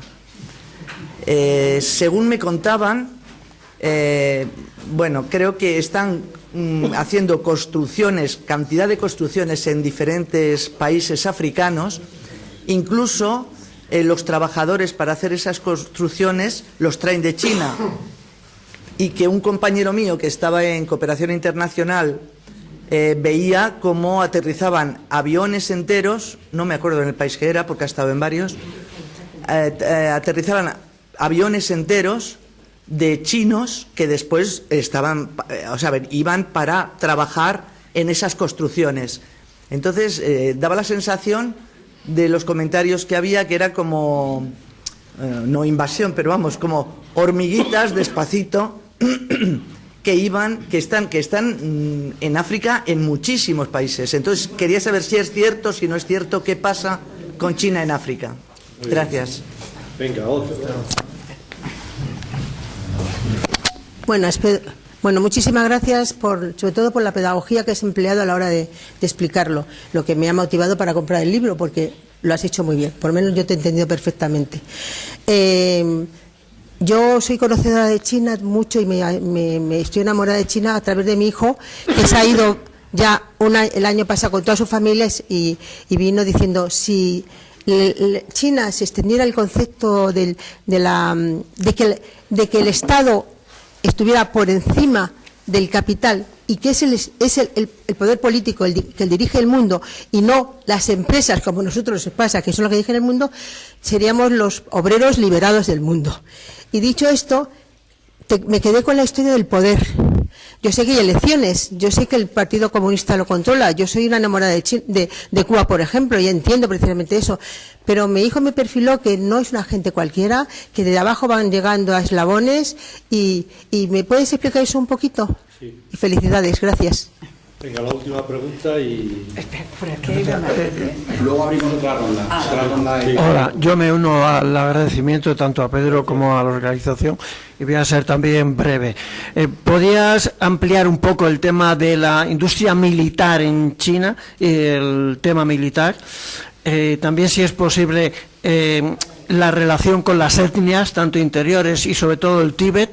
Reconozco que la información que llega de China aquí pues viene ya muy mediatizada por unos canales, etcétera. Y por último, algo así sobre la política hacia el sur global, que está habiendo infraestructuras, que están comprando campos para la autonomía estratégica, alimentaria, etcétera, etcétera. Gracias. Venga, oye, pues voy a intentar ser rápido. Si alguno os creéis que hay que profundizar algo más, pues en la siguiente ronda que lo diga y profundice más. ¿Cómo se organiza el sistema productivo en China? Pues se organiza igual que en España, con leyes. El Estado lo que hace es generar leyes que el Parlamento aprueba y son las leyes las que organizan el sistema productivo. Exactamente igual que en todos los países. O sea, ponía eso el ejemplo, que no es que el Partido Comunista esté interviniendo en las empresas, no, las empresas actúan libremente dentro de la ley, y sean empresas nacionales o sean empresas extranjeras. Esas 20 empresas que iban con Trump a China, pues respetan y siguen las leyes chinas. Hay empresas americanas que no las siguen. Por ejemplo, Google, la más conocida, Google no quiere respetar las empresas chinas y entonces no puede operar en China, porque para que una empresa trabaje en China tiene que respetar las leyes del país y ya está. Ese es el sistema de organización, son las leyes. Esa es la clave de entonces, ¿cómo se organiza el tema de las empresas públicas y las empresas privadas? Las empresas públicas en China, no penséis en las empresas públicas españolas que hemos conocido en la juventud, Telefónica, Repsol, era Camsa, Renfe, etcétera. Estas empresas públicas en España eran monopolios. O sea, solo había una empresa telefónica y era un monopolio y era público. Endesa era una empresa, ahí había algo más de empresas. En el caso de China, las empresas públicas no tienen el monopolio, o sea, que compiten con las empresas privadas. O sea, que una empresa pública, además de tener que ser más papista que el Papa, digamos, en el sentido de cumplir con todas las obligaciones sociales, pero no las mismas que se le exigen a una empresa privada, sino que la empresa pública tiene obligaciones y se le imponen obligaciones, que es hacer inversiones pensando a 50 años vista. Es decir, no pensando en inversiones de dentro de 5 o 6 años, que es como las empresas privadas, el I+D, van trabajando. a la empresa pública se le está obligando a que haga inversiones en tecnología, investigación básica, etcétera, que a lo mejor hasta dentro de 50 años no van a tener utilidad o no le van a reportar beneficios a la empresa. O sea, que tienen incluso un marco competitivo más duro que las empresas privadas. A pesar de ello, florecen, son aproximadamente el 30% de la economía del país.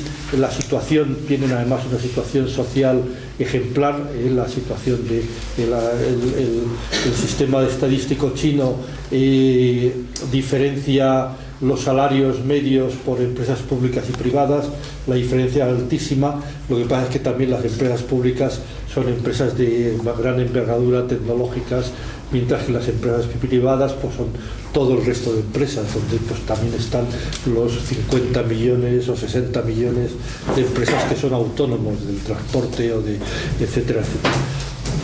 El reparto de la riqueza se hace a través de los servicios sociales,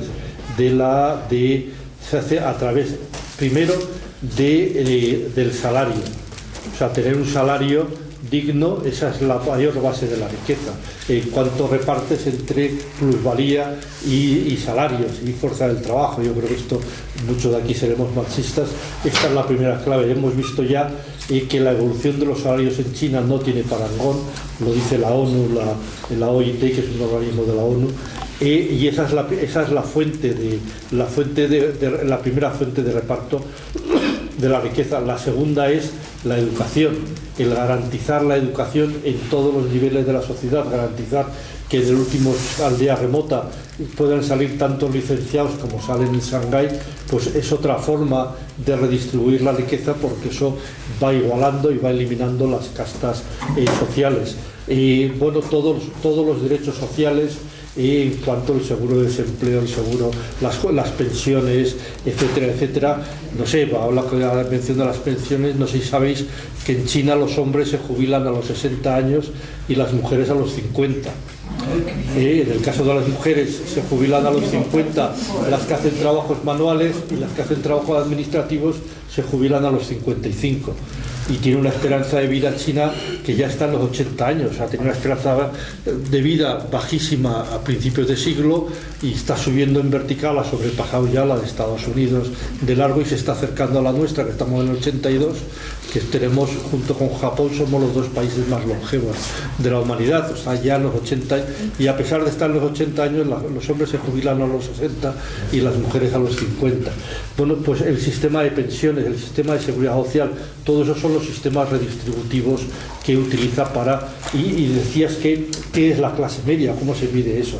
Bueno, eso comentaba que no voy a entrar en la descripción técnica económica de la clase media, pero en el fondo lo que mide esto que os he estado yo diciendo es el nivel de riqueza que tiene la sociedad. ¿Y cómo se mide el nivel de riqueza?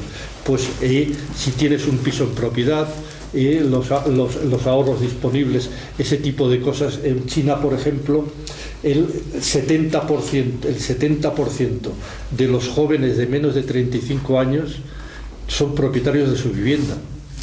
El 70% de los jóvenes menores de 35 años es propietario de su vivienda. ¿Tenéis más datos? Tengo un artículo en público de este año pues que explica los datos de... O sea, eso es redistribuir la riqueza.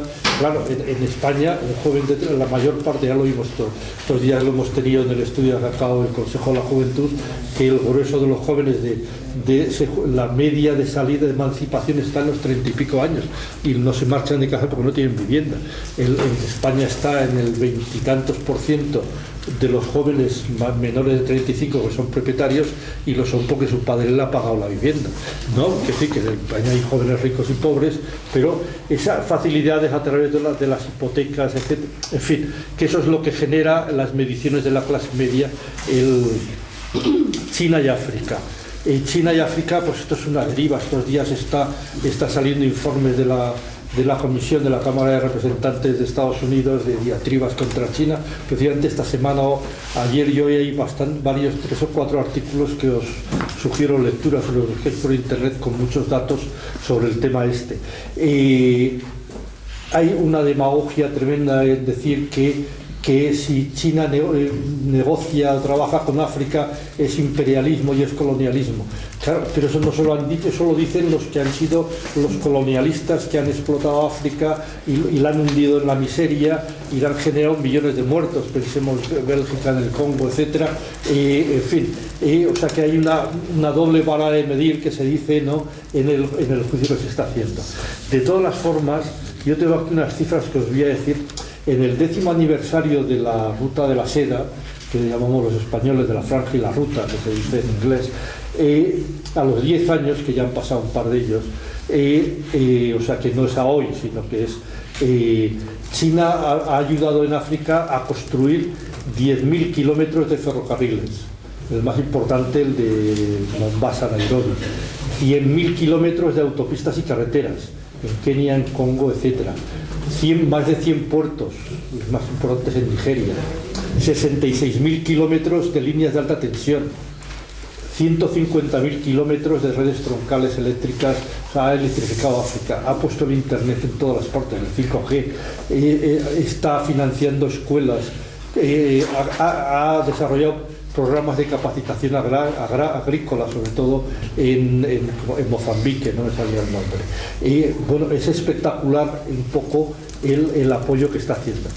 Si miramos el comportamiento de las empresas chinas en África, que también lo has mencionado, hay un artículo muy bueno que habla de ello en Global Times, que es un periódico chino que yo os invito a leer, que como sabéis es en inglés, pero como el teléfono te lo traduce todo al castellano, no hay ningún problema para leer ningún periódico en cualquier idioma. Pues hay un artículo en Global Times hoy que habla de... Y entonces aporta tres, si a ver si soy capaz de acordarme, aporta 3 razones en contra de esto que has comentado. Me parece que ha sido por aquí, no voy a pronunciar allí, perdón. Dice, primero, que... Bueno, lo primero que voy a decir, que has comentado también lo de las tierras, de que China está comprando todas las tierras por ahí, porque claro, como son tantos, tienen que comer, están comprando las tierras del mundo. Esto incluso, la mayor campaña última ha sido en Estados Unidos, me gusta contarlo, porque han acusado a China de comprar tierras. Y entonces alguien, ahí ya han sacado una ley para prohibir que los ciudadanos de origen chino puedan comprar tierras en Estados Unidos. Y entonces alguien ha hecho en Estados Unidos un estudio de qué chinos habían comprado tierras. Y el único caso que han documentado es que una empresa china compró una empresa suiza que tenía una filial en Estados Unidos. Y esa filial en Estados Unidos tenía un solar de su propiedad. O sea, esa es la única tierra que han comprado los chinos. Y mira que van metiendo ríos de tinta con esto, y en Estados Unidos han sacado una ley para prohibir la venta de tierras a los ciudadanos de origen chino. O sea que todo eso es propaganda occidental. Entonces, volviendo al artículo este que os comentaba, daba 3 ideas y soy capaz de recordarlas. Una, que no es que las empresas chinas las imponga China a los países del sur global. Las empresas de infraestructuras chinas son las más competitivas del mundo, porque son las que están haciendo todas las infraestructuras que se hacen en el mundo, y son los países quienes contratan a las empresas, pero que incluso las contratan no con financiación china, sino con financiación del Banco de Desarrollo Asiático, el Banco de Desarrollo Occidental. O sea que Kenia o cualquier país africano contrata para hacer una presa en un río y hacer una central eléctrica a una empresa china, y lo financia con unos préstamos que no tienen nada que ver. Eso sería un cuerpo grande de obras. Otro sería de las empresas chinas que trabajan en joint venture con empresas locales, con lo cual favorece. El artículo da muchos ejemplos que yo no me acuerdo de memoria, de estos casos que va relatando, y que además eso supone un traspaso de tecnología, de conocimientos a esas empresas. Y luego decía el tercer caso de los préstamos chinos a África, que esto es el peso de la losa de la deuda del sur global por los préstamos chinos. China presta tanto dinero al sur global que el sur global tiene una losa que la está hundiendo por los intereses que tiene que pagar a China. Eso lo leemos todos los días en la prensa. Bueno, pues es que resulta el país que más losa ha tenido y ha quebrado ha sido Sri Lanka. la antigua Sri Lanka. Pues bueno, en Sri Lanka los préstamos chinos eran solo el 10% con respecto de los préstamos occidentales. Los préstamos chinos son un porcentaje pequeño de los préstamos occidentales y además están orientados a obras de infraestructuras, de inversión, mientras que el grueso de los préstamos occidentales están orientados al consumo y muchas veces a consumir productos que les obligan a comprar. O sea, te doy un préstamo para que me compres estos aviones de guerra. O sea, esto es lo que mientras que China financia inversiones, no financia gastos o consumo, ¿no? Y además los tipos de interés que aplica China son inferiores a los tipos de interés que tienen, aporta estas tres. Venga, el tema de las elecciones, el sistema electoral chino. El sistema electoral chino es mucho más democrático. Vamos a comparar el sistema electoral chino con el nuestro y vamos desgranándolo. Y entonces vais a permitirme que en lugar de compararlo con el español, por hacerlo más fácil y más didáctico, lo voy a comparar con el sistema anglosajón, que es más sencillo que el sistema español. Si comparamos, además son los dos países mayores del mundo, si comparamos el sistema electoral norteamericano y el sistema chino, ¿qué vemos? Primero, los derechos civiles. En ambos países la Constitución garantiza el derecho de reunión, de manifestación, de participación, de expresión, de crítica al gobierno, etcétera, etcétera. En ambos países la Constitución garantiza el derecho a votar y ser votado, a ser elegido de todos los ciudadanos. Vale. Entonces vamos al sistema político. ¿Cómo funciona en Estados Unidos el sistema electoral? Pues cada 4 años hay una confrontación entre el Partido Republicano y el Partido Demócrata, entre dos personas, que se libra fundamentalmente en quién consigue más millones de financiación para la campaña electoral. Los millones que pone la oligarquía financiera y que la otra baza que determina quién va a ganar son los medios de comunicación, que son propiedad de esa misma oligarquía financiera que financia a los dos partidos. Y esto viene ocurriendo en estos 250 años que ha hecho ahora Estados Unidos. Claro, se puede decir, pero cabe la posibilidad de una tercera alternativa. Cualquiera puede presentar una tercera alternativa. Y ha habido veces que ha habido una tercera alternativa en Estados Unidos. ¿Qué ha ocurrido entonces? Pues la han aniquilado económicamente para hundirla y la han hundido, y cuando no han podido hundirla económicamente los han eliminado físicamente, vamos. La última, pues el que hemos conocido todos nosotros, McCarthy se fusiló, encarceló y hizo las listas negras de miles de estadounidenses. Chaplin tiene la escultura suya, Chaplin en Bebé y en Suiza, no la tiene en Estados Unidos porque murió refugiado en Suiza de las purgas. O sea que en Estados Unidos hay un sistema de dos partidos que defienden lo mismo y que van alternando cada 4 años en una votación decidida por este sistema oligárquico que hemos dicho. ¿Cómo funciona en China el sistema político? En China el sistema político es el inverso. No se decide, el poder político no se decide en la elección de 2 personas por arriba, sino que se decide en la base. En China tiene, además del Partido Comunista, tiene otros 8 partidos políticos, 8 partidos de peso social con cientos de miles de militantes. La militancia en China es muy alta. El Partido Comunista ha pasado de los 100 millones de militantes, solo el partido, sin contar las juventudes, que esto quiere decir que es el 12% de la población en edad de militar sería militante del Partido Comunista. Lo digo para que os hagáis una idea de las dimensiones. Los otros partidos no llegan a millones, pero sí a cientos de miles de militantes. China tiene un sistema electoral donde eligen a 2,6 millones de diputados en las elecciones de base. O sea, es un poco complejo porque en China hay muchas diferencias entre condados, municipios, para no perderlos. Diríamos, vamos a simplificar el sistema chino diciendo en la base del sistema. Las provincias se llaman provincias, que serían las comunidades autónomas que les llamamos nosotros, las regiones, y el nivel estatal. Si vemos estos niveles, en la base se eligen 2,6 millones de diputados, y estos 2,6 millones de diputados son los que eligen a los diputados provinciales y a los nacionales. Este es el sistema. Entonces, la pelea política, claro, si son 2.600.000 sobre los que votan, a mí me sale que no llega a 600 votantes por cada diputado que se elige. Eso quiere decir que el señor que está votando conoce personalmente a las personas entre las que está eligiendo. Porque está eligiendo, o sea, cada 600 votantes se está eligiendo un diputado. O sea, no son los partidos los que tienen las siglas en mayor peso a la hora de votar, sino que son las personas. Y esto es, alguien lo ha comentado, Vicente por ahí, esto enlaza con la meritocracia que hablábamos al principio. Este sistema meritocrático, este sistema que tiende a que la gente vote al mejor de sus conciudadanos, de los que conoce, pues va generando un sistema de selección se dice que China es una meritocracia habitualmente, y efectivamente lo es, o sea que es un sistema del gobierno de los mejores. Este es el sistema de votación de elección de China.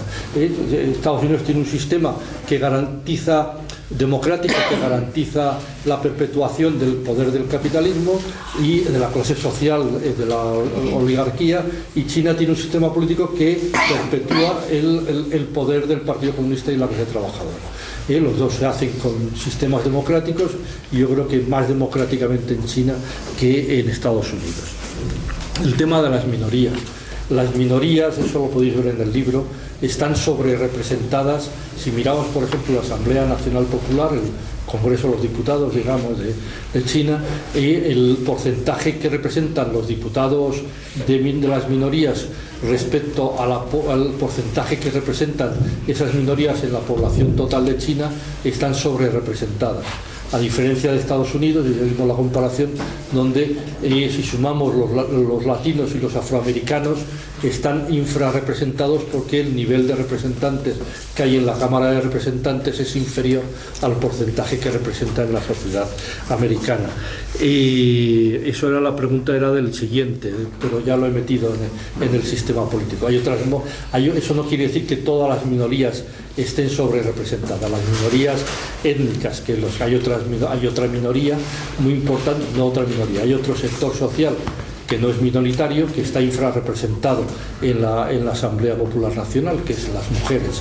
Las mujeres tienen un 28%, que coincide prácticamente igual que en Estados Unidos, y que, bueno, la mujer tiene un proceso, pero esto da para otra pregunta, un proceso de entrada en el sistema político que va a ese ritmo. Como decíamos antes, los países que vienen de una situación pues tienen que desarrollar todo el camino.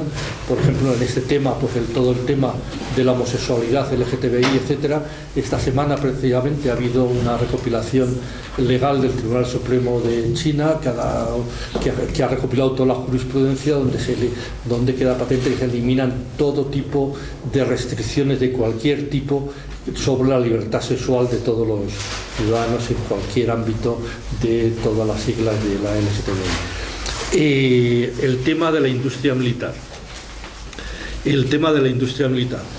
Bueno, China tiene la mayor industria militar del mundo seguramente, porque no hay toda la información que disponemos de las capacidades militares de China, porque China no publica las capacidades militares que tiene, hace bien, y las conocemos en Occidente por los informes que hace el Pentágono al Congreso norteamericano pidiéndole dinero. Es que los chinos tienen esto, y necesitamos tantos miles de millones para... O sea que la fuente de información de las revistas técnicas militares sobre las capacidades militares de China provienen casi siempre de las intervenciones del Pentágono en el Congreso de Estados Unidos. De todas formas, ya he dicho antes que el sistema chino es defensivo, donde parece ser que tiene una potencia muy grande y además frente a un déficit muy sangrante de Estados Unidos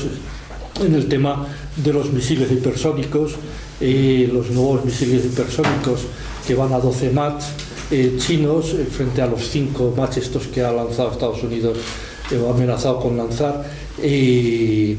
pues un misil se dispara, digamos, de Pekín y va a San Francisco y hace una hipérbole así.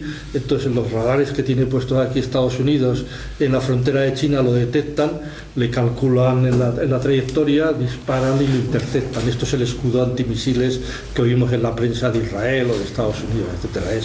Tu radar detecta, los radares tienen un alcance de 500 kilómetros. Pues lo pones antes y lo detectas, lo calculas y lo destruyes.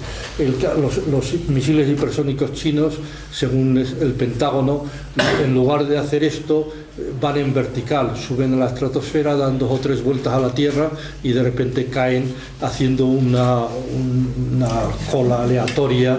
Parece que tienen la capacidad de que esa bajada a esa velocidad de 12.000 kilómetros por hora pues no se funde en las paredes del misil, las temperaturas alcanza. Entonces quiere decir eso, que desde los 500 kilómetros que le detectan los radares, pues lo que tarda en impactar pues no llegaría a 5 minutos, y en esos 5 minutos tienen que saber que es un misil, contrastarlo, calcularle una trayectoria que va haciendo y lanzar cosas que tienen que llegar a alcanzar, en fin, está. Y entonces por Estados Unidos ahora está en una construcción, esto que está saliendo en la prensa, que de todo un sistema espacial de defensa, de radares espaciales, en fin, esto es un rollo pagatero que no cuento nada más. De las militares, venga, más preguntas interesantes. ¿Cuántas preguntas? Aquí hay 2 muy concretas ya porque nos queda muy poquito tiempo. Sí, hola, buenas tardes, mi nombre es Ruperto, vengo de San Blas Canillejas. Muchas gracias por vuestras intervenciones y por lo que se va conociendo poco a poco. Mencionar de que yo, claro, me interesa el modelo de China, pero ¿por qué? Porque busco la liberación individual y colectiva, no porque los chinos me caigan bien. Entonces, desde esa perspectiva, a nivel de cultura, ideología y demás, yo creo que has abordado pues un poco por encima un tema, el de las mujeres. Hay una discriminación que todavía sigue latente, hay una tendencia de mejora. Comentabas de que uno de los grandes caminos es para la sociedad china es el confucianismo. Te mencioné una reunión anterior, una charla, de que en el caso de las mujeres lo interesante es el budismo, porque el budismo sí que reconoce a las mujeres y no el confucianismo. Y luego entrando un poco ya en lo que es el modelo económico y demás, lo que podemos tener a bien conocer en lo que trabajo yo, que es en temas internacionales y demás, es el tema un poco si se consigue, hay una perspectiva histórica, hay una posibilidad de tomar el poder por parte de las clases populares y demás. Nuestro punto de referencia no es China, por todo lo que hemos estado comentando hasta ahora. En todo caso, por un poco lo que comentaba los de Goldman Sachs, los del Nest, sería Vietnam, que un poco sigue la estela de China y un poco podría ya llegar a tener nuestro tamaño y nuestra capacidad económica y demás. Entonces, un poco que era conocer si efectivamente consideras que eso es así o no se podía dar esa circunstancia, porque sí que has mencionado que había posibilidad de tener como modelo China, pero yo a ver si es posible que entre los modelos no sea directamente chino, sino otro, un tercero. Disculpad si me he enrollado. Sí. Hola, buenas noches. Yo quería hacer o indicar un punto de inflexión que creo yo que sería interesante. Todas estas reuniones, lo que estamos aquí, en principio todos estamos buscando un beneficio social, una superación, etcétera. No me voy a extender en eso, ¿no? Que desgraciadamente conseguimos poco. Yo creo que un tema importante, que me parece que venía en el título de la conferencia o en el póster, es si sería la salvación el socialismo chino para Occidente. Entonces, yo creo que sería parte de la salvación.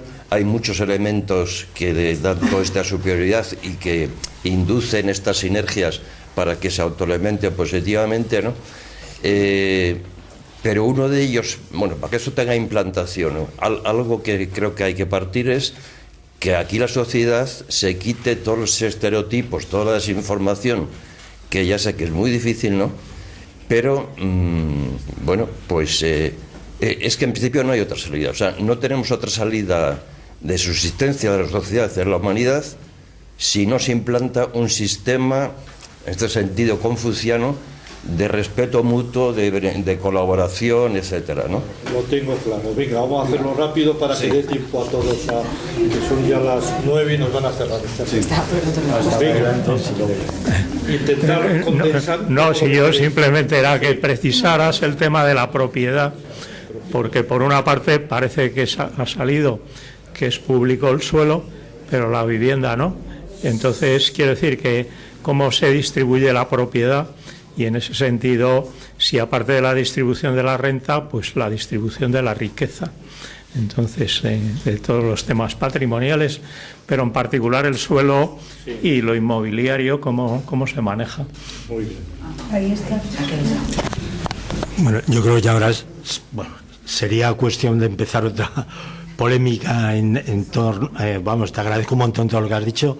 Mi sensación es que has hecho un relato absolutamente no conflictivo, en el que he echado a faltar toda la historia de cómo se llega, casi teleológico, ¿no? En el que, no, entre otras cosas, no has hablado, por ejemplo, del el papel de China en África, la liberación, por ejemplo, en el caso de Angola, China, quien apoyó por sus intereses geopolíticos, fue al UNITA, que era quien estaba aliado con el apartheid. Es un ejemplo. La adquisición de tierras que se está produciendo en África es claramente sirve a la geopolítica de autosuficiencia china, pero con una indiferencia, yo creo que esa es la clave. Con esto, para no entrar en más política, una indiferencia que creo que es la clave de lo que yo considero que es un modelo de capitalismo estatal especialmente sofisticado y que, por supuesto, es una alternativa a la demencia delirante que es del capitalismo occidental. Pero no veo la necesidad, ni desde luego estoy de acuerdo en que se pueda definir como socialismo, al menos yo lo que entiendo como socialismo, especialmente cuando tampoco has hablado de un tema de cómo, y es una de las claves de un modelo social en el que se supone que desaparecerían las clases, cómo se dirime el conflicto social. Solo quiero recordar Tiananmen, solo quiero recordar yo qué sé, la banda de los cuatro, la revolución cultural, la historia muy trágica y muy brutal del régimen chino. Y me pregunto también, eso si dentro de ese modelo, que yo creo que es acertado como modelo capitalista especialmente sofisticado, no tiene mucho que ver el fracaso de Europa con la deslocalización industrial. Yo creo que China le vino muy bien en un momento dado que las luchas obreras y el movimiento obrero en Italia, que había conseguido tramos como había conseguido conquistas sociales, todo el capitalismo occidental vio el cielo abierto y China le abrió los brazos para que se empezara a producir y convertirse en la gran fábrica mundial. Venga, pues vamos a responder. Ya, yo creo que hay que cerrar ya con esto, porque el tema de las mujeres, no quiero insistirme, comentaros una anécdota. Claro, la lucha por la emancipación de la mujer no es solamente un tema de cuotas en las listas electorales, es un problema de transformar la vida de la sociedad en cuanto al papel de la mujer. Y esto en una sociedad tan grande, que viene de un atraso agrícola o rural tan importante como el de China, y en zonas muy lejanas, porque ahora tiene la mayor red de trenes de alta velocidad del mundo, tiene 47.000 kilómetros frente a los 10.000 del resto del mundo, pero tienen 4 días todos estos trenes que están construidos. En las zonas interiores de China, pues claro, el papel de la mujer ahí es muy difícil. Lo que se ve habitualmente en la prensa china es cómo las parejas que se van a casar, los que se han casado antes, lo que forman son comités que van a visitar a los nuevos que se van a casar y les explican e intentan convencerles de que, por ejemplo, todo el tema de la dote, que es una de las tragedias de la mujer y de las familias en China, como eso es un atavismo del pasado, que hay que romperlo. Los familiares de los que han pasado ya la boda de los hijos van a visitar. O sea que hay toda una campaña social sistemática que se organizan socialmente para ir mentalizando en cada faceta de la vida ese cambio de mentalidad que hay que conseguir y que no es una cosa que se pueda conseguir con una... Eso no es un problema de un decreto ley que saca el gobierno en Pekín, sino que eso es cambiar esa mentalidad de la sociedad respecto a la mujer, pues lleva su tiempo. Y yo lo que diría, lo que yo capto de lo que conozco de China, es que ese proceso se está dando, que va a velocidad y que está ahí en curso. En el tema de que sí, hay un par de veces que se ha comentado lo de China como ejemplo, si el socialismo chino como ejemplo para Occidente, o el tema de Vietnam. Bueno, el socialismo chino no es un ejemplo para nadie. El socialismo chino es un ejemplo para China. O sea, cada país tiene que construir su propia historia y su propio socialismo. Lo que China demuestra es que no es capitalista, que es socialista, y que el socialismo es más eficaz que el capitalismo. Pero el socialismo en cualquier país, en España, pues no tiene que copiar ni el de Vietnam, ni el de China, ni el de Cuba. Cada país tiene que resolver sus propios problemas con su propia histórica y con sus propias capacidades y características. Lo que China aporta, lo que alumbra, es la idea del socialismo como capacidad económica para gestionar de una forma humana y eficaz las necesidades de la humanidad frente al capitalismo. O sea que no hay que replicar ningún sistema político. El tema de la propiedad, cómo se gestiona. La propiedad del suelo es del Estado, pero existen, ¿cómo se dice la palabra cuando tú tienes por 70 o 100 años una cosa?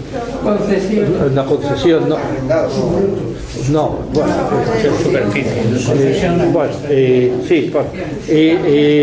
la tierra agrícola tienen la concesión por largos años a nivel de las familias, o sea que la tierra no está toda colectivizada, se colectivizó, que fracasó la colectivización agrícola en China, se consiguió recuperar la producción asignando, y de hecho una de las cosas que hicieron hace unos 10-15 años que a mí me sorprendió y me lo miré a fondo fue la libertad de vender la concesión de la tierra que tenías. Y entonces dices, ostras, si se puede vender esa concesión que yo tengo, ¿y cuál es el fundamento? Claro, el fundamento era la pobreza tremenda en la zona agrícola que fuerza la emigración. Y si una familia tiene X acres de X, lo que sea, fanegas, porque no sé cuánta tierra tienen, y con eso malvive, y pues si decide emigrar a la ciudad, es uno de esos 600 millones que se ha tenido que ir a la ciudad, si el vecino tiene la oportunidad de comprarle su concesión, el vecino obtiene una explotación agrícola de unas características un poco más eficaces económicamente, y el que le ha vendido los derechos tiene un dinero para poder emigrar y llegar no con una mano delante, y tiene unos pequeños ahorros para instalarse en Shanghái o en Chongqing o donde haya ido. O sea que es más que eso. La vivienda no es del Estado, no es pública. La vivienda es privada. También el porcentaje de vivienda pública en alquiler que hay en China no me lo sé de memoria, y las cifras que no sé exactas prefiero no decirlas, las podéis consultar en el libro, en internet, pero digamos que la base en China de la vivienda es privada y es por compra con buenas condiciones financieras. Además la vivienda no se especula. La famosa frase esta de Xi Jinping, que dio lugar a la quiebra inmobiliaria o la crisis inmobiliaria, de las viviendas son para vivir, no para especular. Entonces tú tienes facilidades crediticias para comprarte la primera vivienda, pero no para comprarte 2 o 3 viviendas. El mercado está orientado a comprar para residir y no para, a diferencia que aquí, y eso está claro, y eso han preferido pinchar la burbuja inmobiliaria que no generar un proceso especulativo de la vivienda. Y con respecto al tema de China en África, pues ya lo he comentado antes, lo de la compra de tierras. China no compra tierras en ninguna parte, no tiene ningún interés en la compra de tierras, salvo pues alguna empresa que si quiere montar una fábrica en un sitio tendrá que comprar los solares. Estas que han venido, están invirtiendo en España, pues seguramente están comprando en Extremadura solares para construir la fábrica. No hay más compra de tierras que este tipo, no hay ningún interés de China, y es absolutamente falso, esto lo afirmo con rotundidad, de que esas noticias que periódicamente salen en este sentido. Sobre todos los temas estos que has comentado de Tiananmen, tal, bueno, lo de Tiananmen podemos comentar, lo de Tiananmen, lo de Tiananmen es un juego de niños comparado con la transición española, en muertos, en violencia, ¿qué quieres que te diga? Además, en Tiananmen no fue un levantamiento del pueblo contra el gobierno. Los que se estaban manifestando en Tiananmen era el Partido Comunista, eran los militantes del Partido Comunista. Fue en el momento, sabéis que en China, con China no es que sean, no lo he dicho esto, pero a lo mejor puede parecer que después de todo lo que he contado, que los chinos son muy listos, son más listos que nosotros y han sido capaces, pues son gente normal, y como han llegado de aquí es por el sistema de prueba-error y vas cambiando. Ellos lanzaron todo el sistema, por ejemplo, el gran salto adelante. El gran salto adelante terminó con varios millones de muertos de hambre, porque se hundió la economía, la productividad agrícola, pues aprendieron y, en fin, quiero decir yo que todas las sociedades van intentando cosas, aprendiendo los errores, y esa es la capacidad, cuando quien controla la sociedad no es el mercado, sino que es la sociedad, pues tiene esa capacidad de aprender de los errores y no repetirlos y superarse. Entonces, en esos momentos se produjeron pues luchas internas dentro del Partido Comunista, de los que defendían unas tesis, los que defendían otros. Sabéis que se saldó con el fusilamiento de la Banda de los Cuatro, que se llamó. La Banda de los Cuatro incluía a la viuda de Mao. Pero esa confrontación se hizo de una forma muy pacífica y muy para lo que estamos acostumbrados en España o en otros sitios. Y yo creo que el milagro de China no es que China se ha encontrado con el socialismo porque los europeos nos hemos equivocado desindustrializándonos. Nosotros nos hemos equivocado desindustrializándonos y los chinos han acertado construyendo la tecnología, construyendo sobre todo la autonomía propia y construyendo el socialismo para garantizar que el desarrollo de la economía y la distribución de los beneficios de la economía. Venga, y con esto ya.